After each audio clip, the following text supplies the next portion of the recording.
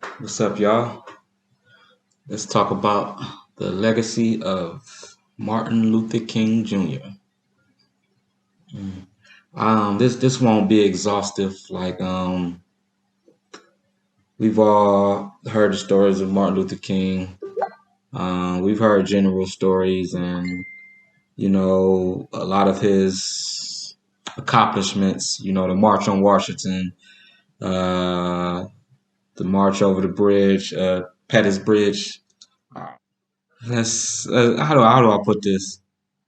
I kind of want to address a lot of people be dogging MLK, man. Like especially like in the woke community, however you consider what the woke community is. Me, I represent the red, the black, and the green. I represent the movement of Garvey and those before him and after him. All about empowerment of our people. It's not about depowerment of anybody else, but it's about self empowerment. Realizing how beautiful and precious you are, and how much of a resource and an asset you are. Um, that's more of my movement. And that was Martin Luther King's movement. And the thing is, like, let me change my language up because really it's like nobody's movement. It's not Garvey's movement. It's not Martin Luther King's movement. It's their section of the movement. The Black Empowerment movement, the fight for freedom, the fight for humanity. But yeah, let's talk about Martin Luther King, man. A lot of people in the woke community, a lot of black people, a lot of white people, they kind of frown upon him because he had this philosophy of peace, a philosophy of integration. I mean integration. I said interrogation. Yeah. Martin was more than just a turn the other cheek, man. That was you have to understand. Martin was a reverend. He was a minister. So Christian things were intertwined in his speeches, Christian language, and at the time, a lot of us were Christian. It wasn't as many Muslims here in America as it is now. It wasn't as much New Age religions going around in pop culture. Christianity was the big dog on the block. So once you go through it, you're gonna hear a lot of Christian dialogue. It might throw some people off. It throws a lot of people off because as we know historically, white people use Christianity to enslave us, to depower us, to make us submissive, and make us get rid of our history, of our ancestors, our religions. Basically, get rid of our whole identity. They use Christianity to do that. So a lot of us just kind of got like kind of a funny eye at Christianity. Even me, I used to be a pastor. I used to be a minister. I'm ordained, ordained in the Christian faith. But I know it was a thing of that I just couldn't catch on to not a pet knowledge. You know what I'm saying? A pet knowledge is something that it's some information that you like, basically. And because you like it, you fight for it, and you treat it like a pet. You know what I'm saying? You love it. And with a lot of us, our religion, our philosophies, just information, a lot of us use pet knowledge and we stick to that and we don't go any further. So that's something else, talk about me, but not just me, but don't get no pet knowledge. Move forward. And that actually links right in with what I'm about to say. Um, but I see people down Martin Luther King all the time and I just hate it. I hate it because Martin Luther King was and still is like one of our greatest freedom fighters like ever. You know what I'm saying? Like, but people don't see it because they don't understand methods. They don't understand planning, plotting, organizing. You know what I'm saying? Martin Luther King wasn't Garvey. You know what I'm saying? They had different ways of getting what they needed to say off. And Martin Luther King, he was a strategist. Oh my goodness, he was a strategist. He was a great strategist, and one of his strategies was don't do anything without media. Like this is media back then. Fresh media. It was literally cameras and straight to the people. So it was kind of harder to like infiltrate that. You know, they still did. They used methods from Germany to still manipulate information. But Martin knew that, you know, during the time, TV was just getting into households. You know what I'm saying? Like, black people didn't have TVs in their house. You know what I'm saying? We was like, some did, you know, if you were wealthier. A lot of white people didn't have TVs in their house at this time. Like right before this time, before the 60s and all this. But during the 60s, there was a revolution of media and entertainment. There were so many TV shows coming out, and like media pretty much ran the world. And Martin Luther King knew this. So he knew that, like, you know, a lot of protests and a lot of preachers and black empowerment people, they weren't getting heard. Same as right now. They aren't getting heard. They're getting censored from Facebook and Instagram and all this just for saying anything that's out of Facebook's or social media's plan.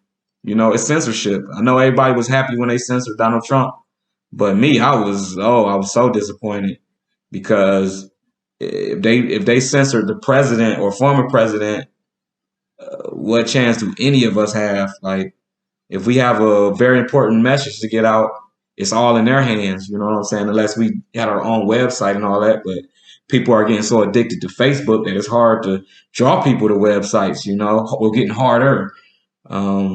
So yeah, don't like Martin Luther King knew that media was taking over, and it was the most powerful tool in the world. It media is more powerful than a gun. Yes. A gun, you gonna have to physically go and get people. Media, you don't have to physically do nothing. Like you can physically do one action and you can control everybody in the world. A gun, you gotta literally go to everybody in the world to control them. So yeah, media is more powerful than a gun. And Martin Luther King knew this, and he made sure all the people that rolled with him, he said, don't do anything without a camera there, or a reporter, or a writer, a journalist. Like, you have to make sure that somebody sees what you're doing so that it's not just in vain. So that was his plan, and it worked. Like that video of that beating, that famous video where we see Martin Luther King getting beat, other people getting hit with with the fire department hitting them with water hoses and all this, spraying them with whatever, beating them and all this. Like, that was planned. That was strategy. That was okay. A lot of y'all, just like today, like a lot of the white people and black people, just like today, the same lingo, same talk that they're saying. Back then, they were saying like racism don't exist. Like, you just tripping. You know what I'm saying? Like the same stuff y'all saying now. Like, trust in the government. Just you know what I'm saying? Just trust in the government. People were saying the same thing back then. You know what I'm saying? It hasn't changed. That's why I be on y'all like I do, because I've heard everything y'all be saying, man, and I've read it through books from the 60s and 70s. Like, it hasn't changed. But Martin knew, man. He freaking knew, and it wasn't just him. Like, he had a team with him. But we talking about Martin right now. But he knew, man. And guess what? After they protest and they got on camera, that was the biggest TV show in the world. It had more views than anything else before it. Do you understand that? It had more views than anything before it. That's literally like Avengers. Everybody down there, everybody in the world has seen Avengers. Anybody with a TV or the capability to do it has seen Avengers. That was the same with Martin Luther King and his speeches and him getting beat and all that. Like, it was basically like an Avengers movie coming out. So it basically sparked everybody up. Like, there was white people that thought it wasn't that bad, and they seen them people getting beat, and they came up and became allies. There was black people who really didn't know what was going on because they were kind of isolated and all that.